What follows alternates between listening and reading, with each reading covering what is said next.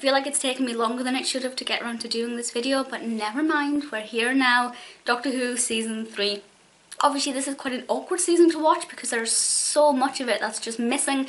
I'm not very good at listening to audio stories, I prefer to have that visual there, but I tried my best, and for the most part, fairly interesting.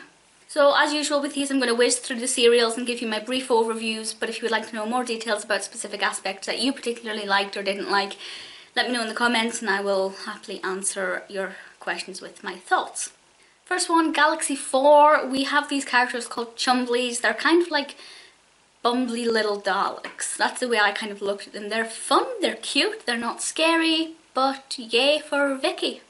Mission to the Unknown, we have the Daleks straight after the Chumblies. Very weird, kind of going from cute little Dalek type things to Daleks. And the first episode has no Doctor. Now I don't know if this is the first ever episode where there's been absolutely no Doctor. I know of things like Love and Monsters, he wasn't really in it, but they were still kind of very briefly in it when they were chasing the creature at the beginning. This one was good, it was fine. I didn't particularly like this episode, there was nothing about it that made me excited, but I didn't particularly dislike it either. Then we have Mythmakers, love the title, this is based on Homer's Iliad. We go to ancient Troy. I love the historical ones. I wish we had more of them where we actually go to specific periods in time rather than just general in the past. I know we've had a few in Capaldi's last season, which was great, series even, and this one I liked. It was good.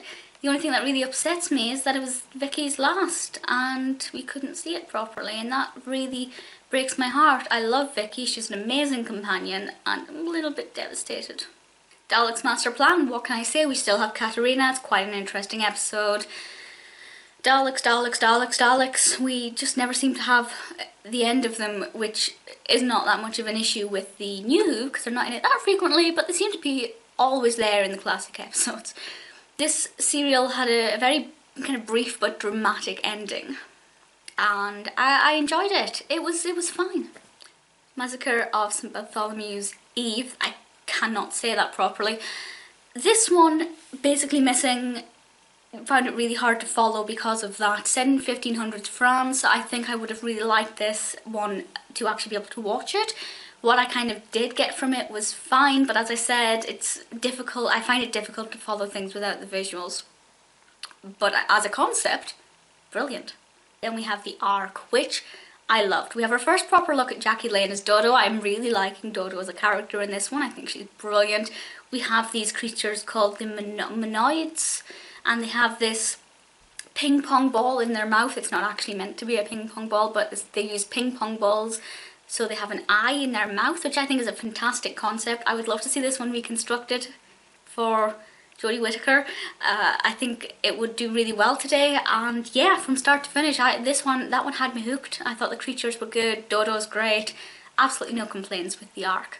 I am heartbroken. The Celestial Toymaker sounded fantastic, and from what I watched, from what we had the visuals of, it is fantastic. It is about a very creepy kind of toymaker, and the Doctor becomes invisible, and Dodo and Stephen have to play these games, and we have these clown-like creatures. They have this clown makeup, and you may know I love to be scared by clowns. In real life, don't put me near them, but on television and films, love it. So this premise is amazing, and if I could choose one episode or one serial from season 3 to have remade, without a doubt it would be this one, though probably not the best time to start making the new Doctor invisible. But love it. I just wish I could have seen it properly. Gunfighter, how interesting. We have Wyatt Earp and Doc Holliday. We're going to the Wild West, and it is amazing. Obviously, more recently we've been to the Wild West, particularly with River, and I think it's a really great setting for Doctor Who. With this one we had a very vocal soundtrack, a very vocal musical score, and it was just nice. It was really different. It's one of the few times where it kind of felt not as sci-fi, and I feel like it worked really well, and I was very impressed.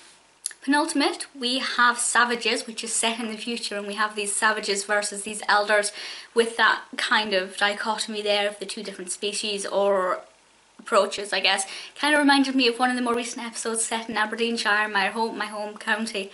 which was great. But yeah, this one was good as well. I think visually the Savages and the Elders worked well, and it was fine. It'll never be my favourite episode, but as we approach the end of the season, I think it was starting to go out on a positive. Finally, we end and we're back in London with War Machines. This one I think is very timely because we have the Wotan, and this is an advanced computer, and basically it's the BT Tower in London, and this came out a few years after the BT Tower was built, I think, very, very recent around that time. And it basically looks at the threat of computers, and it's very timely for then, but it would also be very timely for now because computers are advancing at such a rate that we, our human brains, just can't keep up with them. So I think this one is timeless in that sense. And yeah, I really enjoyed it. I love being back in London with the show. I think we leave London far too often. I love London, I live in London, London is life.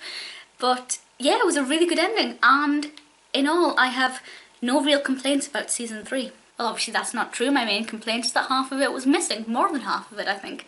So that was a bit devastating, but onwards we're going up to season 4. I'm probably about 2% of the way through. I'm not sure, I'm sure somebody can let me know.